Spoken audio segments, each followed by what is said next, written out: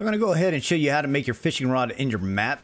Once you come over to the crafting station, go ahead and click your E key to open it up. Come down to your tools. Your fishing rod, as you can see, requires sticks, jute rope, and old rags. These items can be found at the areas where the old towers are at, if you saw from my earlier videos. And the map, again, with old rags and black currant. So I'll go ahead and grab some of that. I'm just going to go ahead and click craft item. And it puts the map in your inventory. So if you click the M key, this is the map, and it shows the areas that you have already explored and any of the areas that you have picked up on special maps that you have found out in the chest. You can zoom in with mouse scroll wheel. These are the areas of the towers right here. It will show you different special locations such as these trees, and there will be other areas that you will find on other maps. Now we're going to go ahead and craft the fishing rod. So come up to your fishing rod, again, 6 sticks, the jute rope, and old rags. Go ahead and craft it, and it'll put it in your inventory. We're going to head over to the pond where we're going to do some fishing.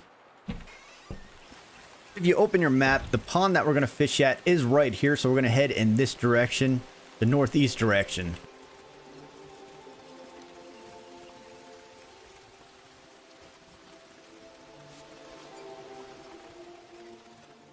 So now that we're next to the pond, let's go ahead and open the inventory. Click on your fishing rod. I'm going to go ahead and equip it to slot 3.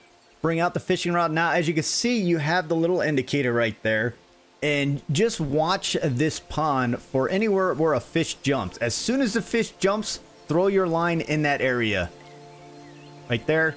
Now, if you're too late, the fish may not catch it. But if you do catch the fish, go ahead and hit your left mouse button.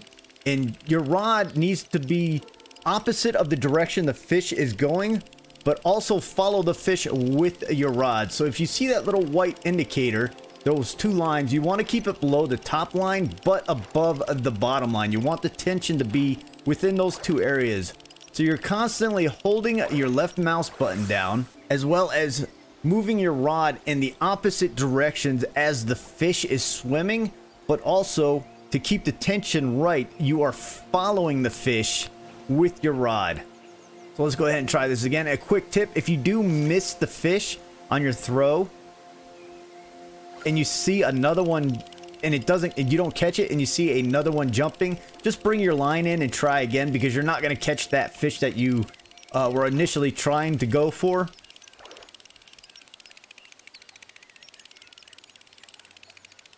Again, I'm holding my left mouse button down. My rod is going in the opposite direction the fish is swimming, but yet it's following the fish.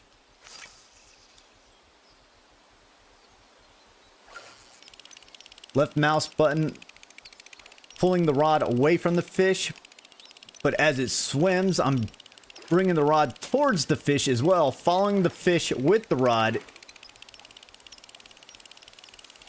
to keep the tension between those 2 lines. And then make sure you click on the actual items right here, because if you click down here, which I do a lot because I'm so used to a take all type button, you will discard all your fish. Let me show you what it looks like when you miss a fish. So you saw him jump. I'm going to throw my rod in. It was a late throw.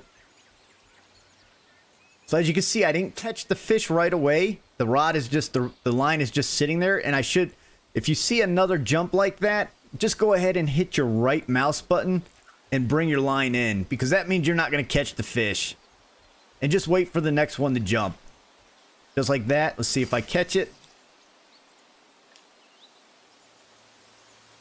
Nope, I was too late.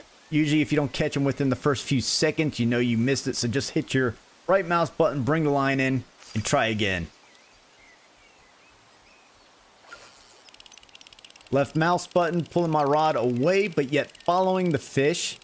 He switched directions, so I switched directions of the rod, but still following him with the rod to keep that tension right between those 2 lines.